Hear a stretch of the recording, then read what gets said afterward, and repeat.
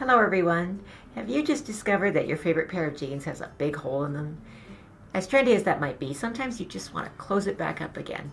Today I'm going to show you a super simple way to do that, and you don't even need a sewing machine. It's a great way to keep them out of the dump and in your closet for years to come.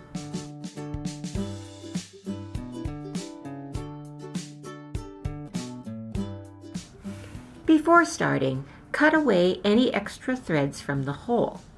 Next, measure the size of the tear and cut out a piece from another piece of heavy fabric about an inch bigger on each side.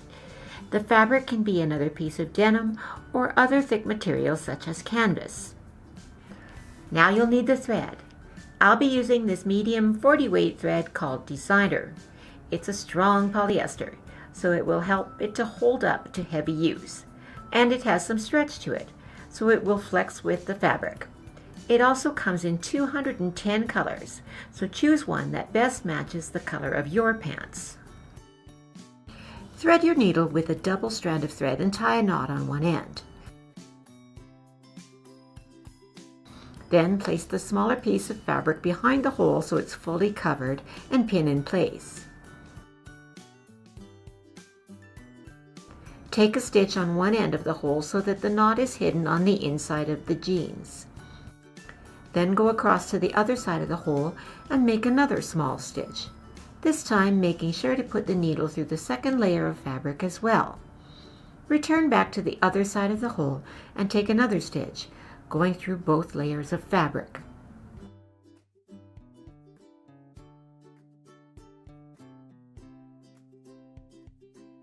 You're going to continue sewing back and forth, each time pulling the hole closed until you reach the other side.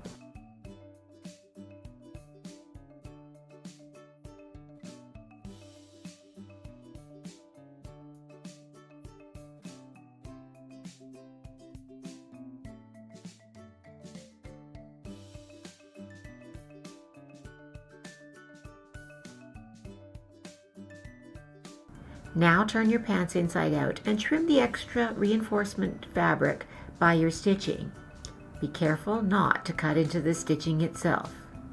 Finally, give your jeans a hot press with steam to reduce the puckering around the stitches. The result is a closed hole that isn't too visible from a distance.